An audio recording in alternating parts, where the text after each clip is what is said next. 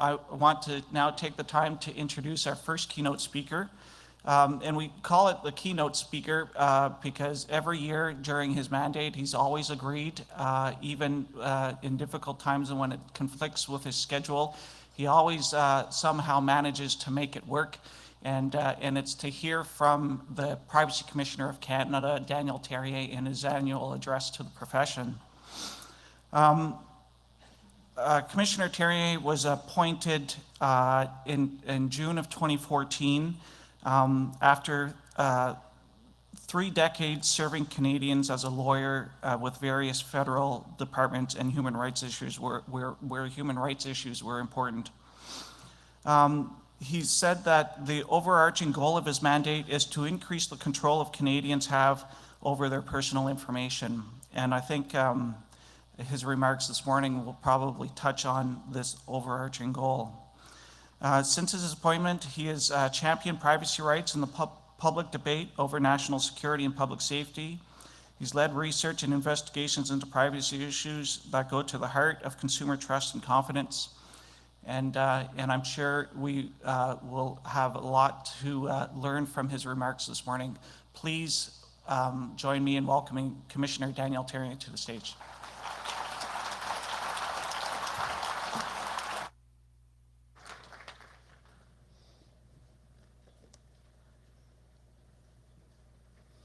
Good morning. I'm glad to be here in Toronto for this annual address.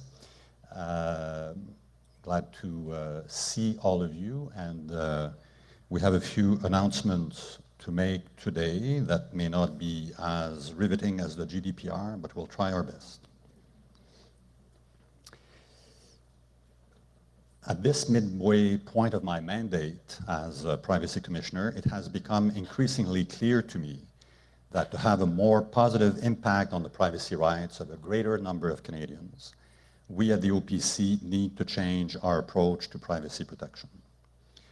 Ayant complété la moitié de mon mandat de commissaire, il me semble évident que pour mieux protéger la vie privée d'un plus grand nombre de Canadiens, nous devons modifier notre approche.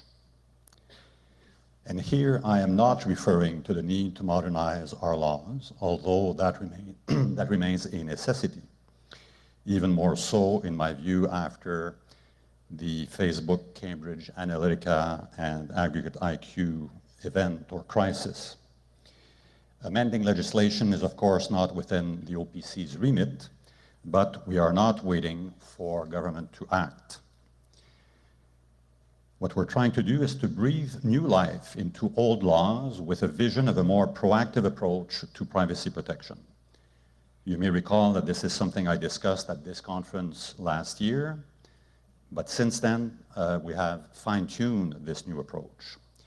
We've set some ambitious goals for our work. We've made some important structural changes at the OPC, and we are putting our vision into concrete action. So these are the themes that I want to focus on most in my remarks today.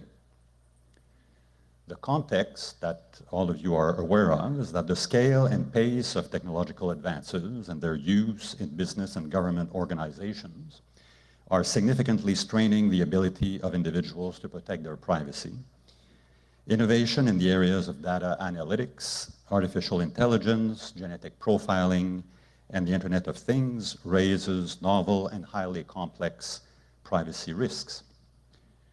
Now, we realize that these technologies are necessary for economic growth and to improve government services, but they must be used in a manner that respects the privacy of Canadians.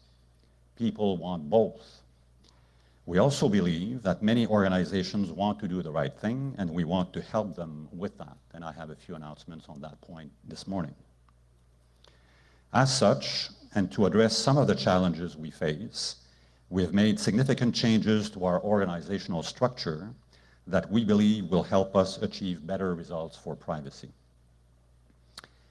We have streamlined our operations by clarifying program functions and reporting relationships, and we've become more forward-looking by shifting the balance of our activities towards greater proactive efforts.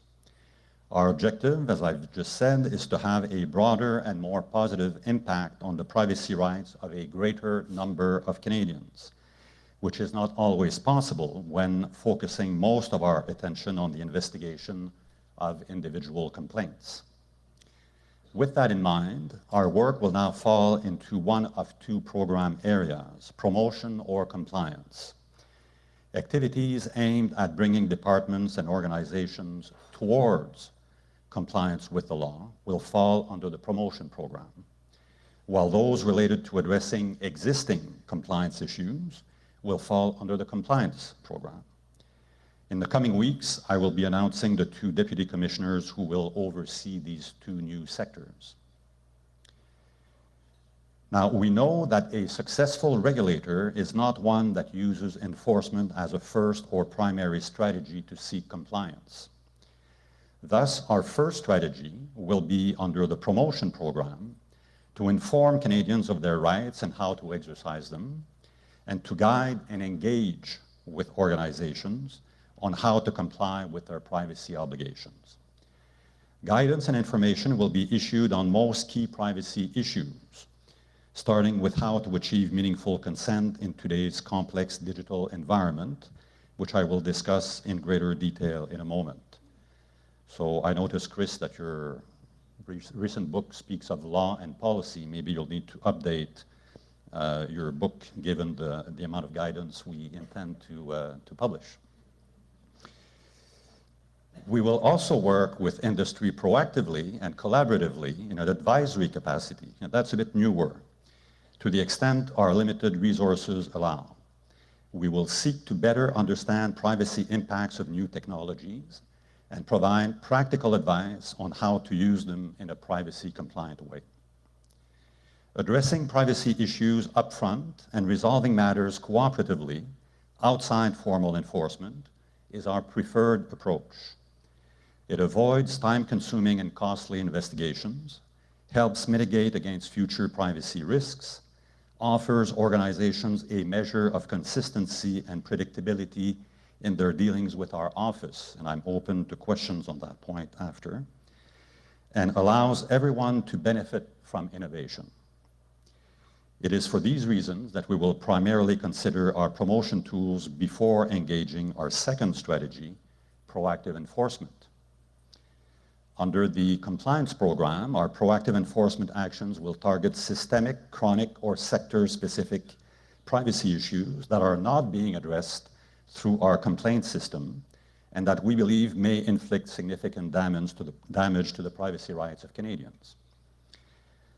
So by delineating our activities more clearly under two programs, compliance and promotion, by being more proactive, and by ensuring that we are citizen-focused, giving practical, actionable advice, both to Canadians and to organizations, I hope Canadians may begin to feel more empowered and in control of their personal information, and generally safer in the knowledge that their rights will be respected.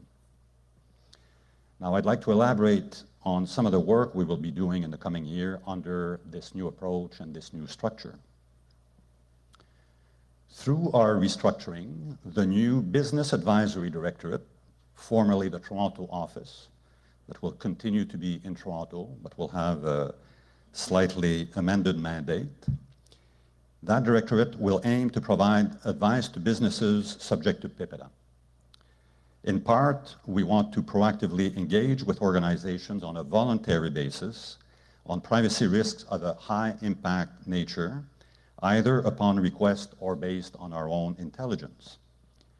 The aim of this, to gain a better understanding of innovative new business models and practices, and to address and potentially resolve any privacy concerns before they materialize.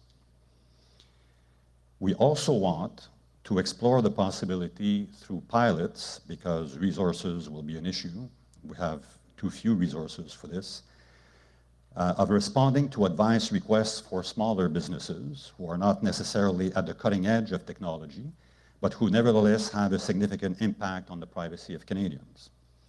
Given resource pressures, as I've said, we will need to be selective, at least for the moment, in deciding which projects we are going to take on. By the way, the Toronto office will no longer perform investigations. This is because we want to make a clear delineation between compliance and promotion functions. The Business Advisory Directorate is part of promotion. It is when you get a call from PIPEDA Investigations and Compliance that you should start to worry. So this year, on the engagement front, I'm pleased to announce the first advisory project initiated by my office, which is now underway. It relates to Sidewalk Toronto, a smart city endeavor between Waterfront Toronto and Sidewalk Labs, owned by Google's parent company, Alphabet.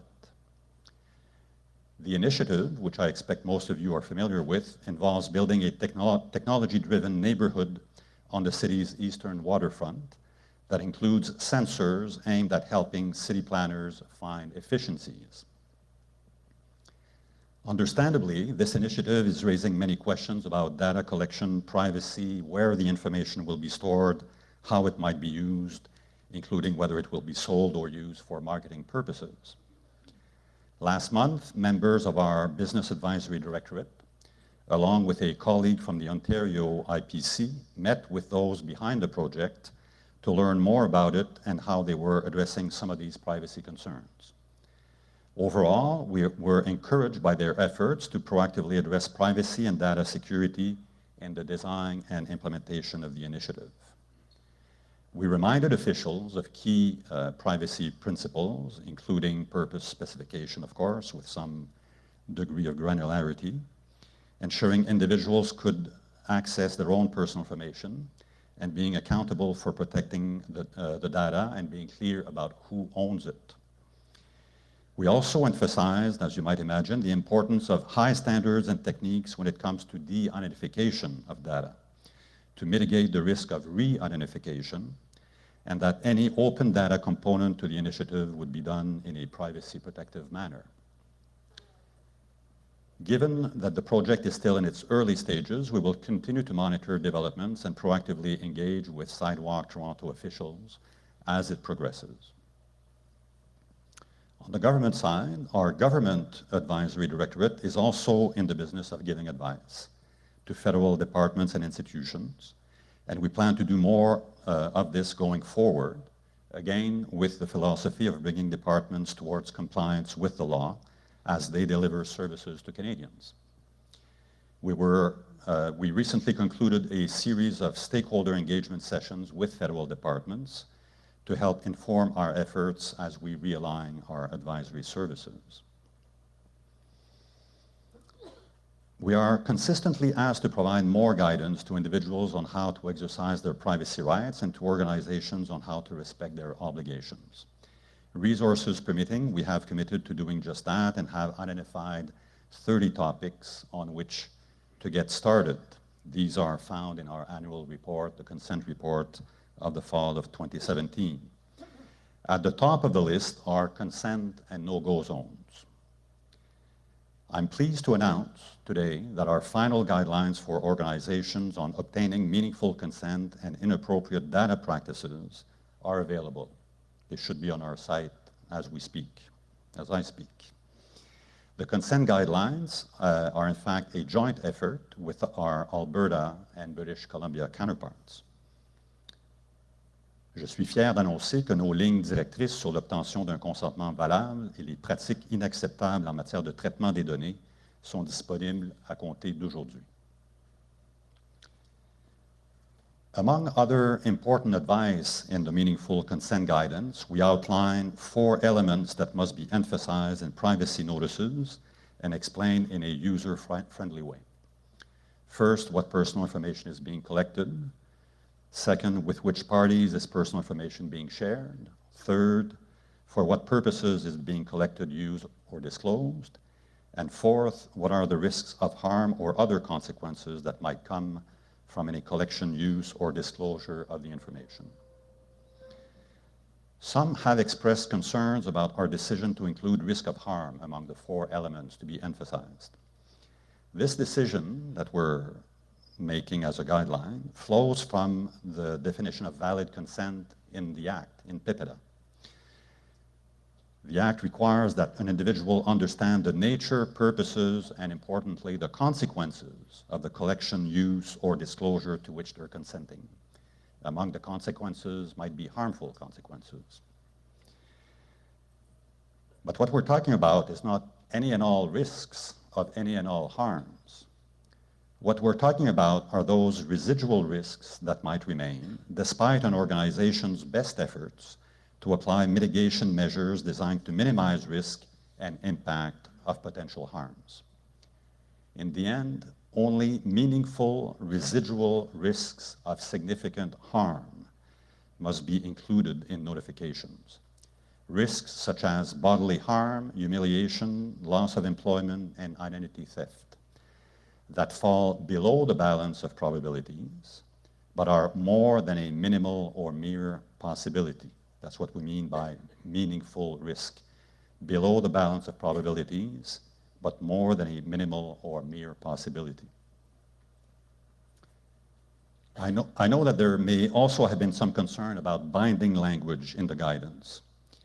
While it is clear that we cannot use guidance to establish new legal standards, we think our role as a regulator includes giving guidance that clarifies PIPEDA requirements and sets expectations as to how the law should generally be interpreted and applied. Given that PIPEDA is so broad in nature, individuals and organizations need an adequate level of certainty.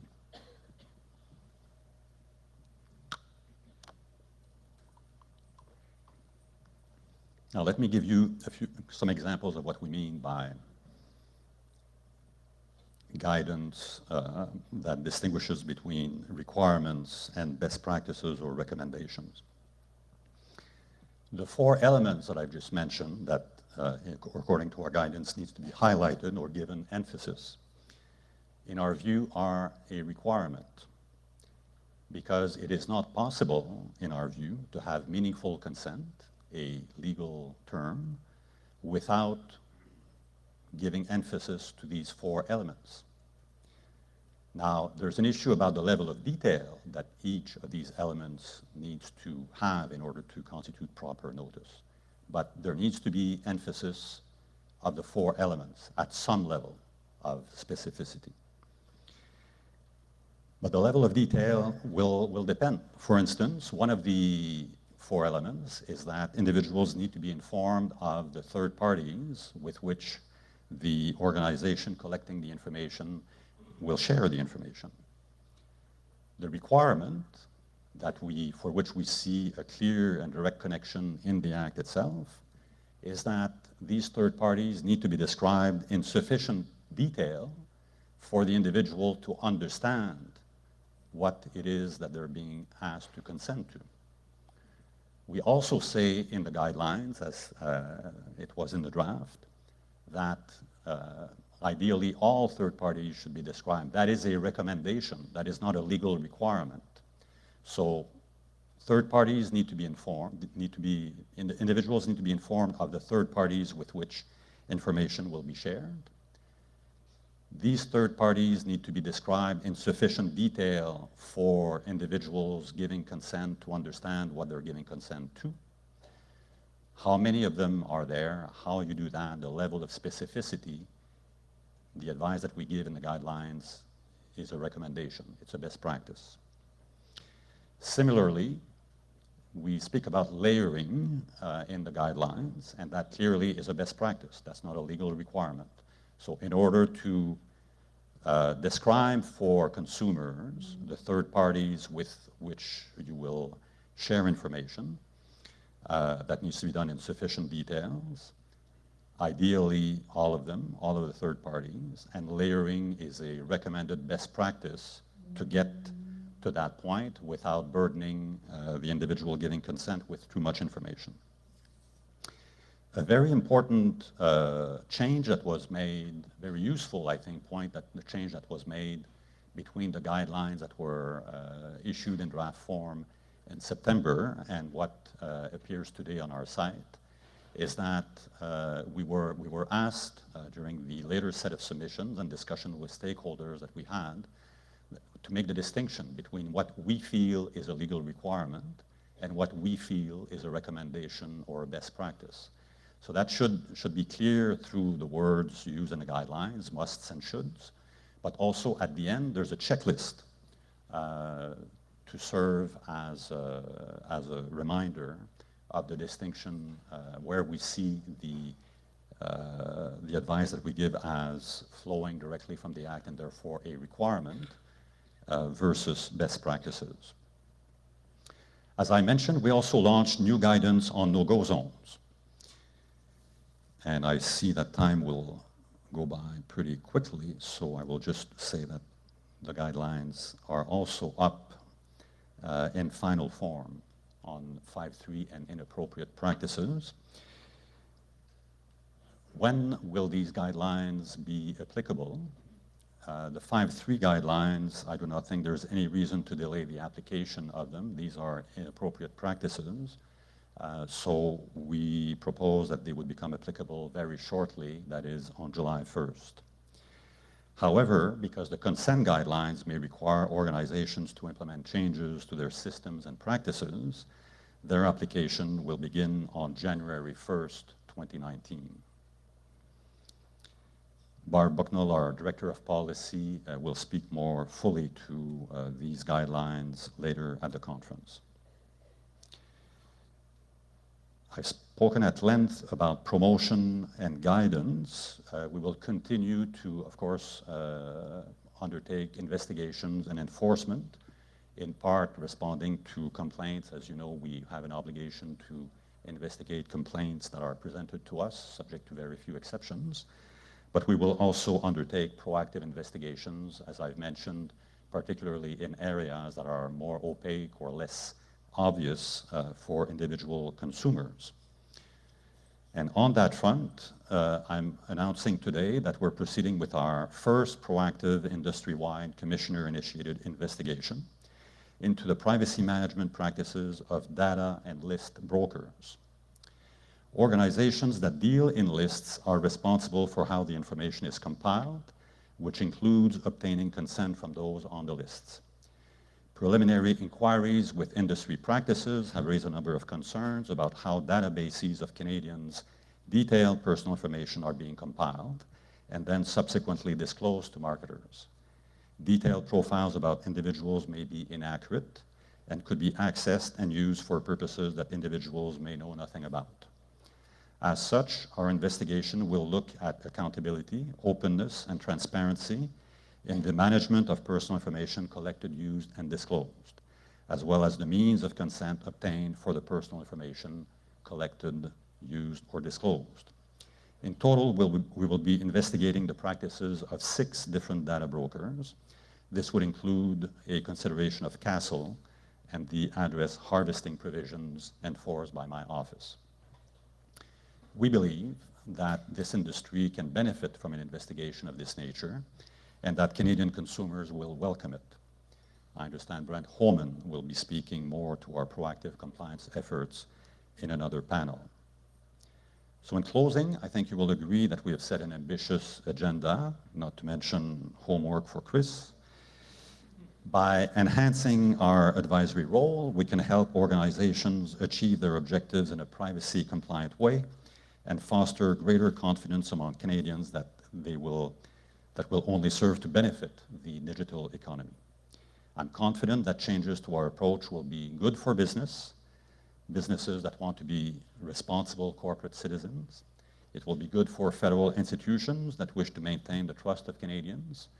And of course, it should be good for Canadians who ultimately want greater control of their personal information and respect for their rights. Thank you very much.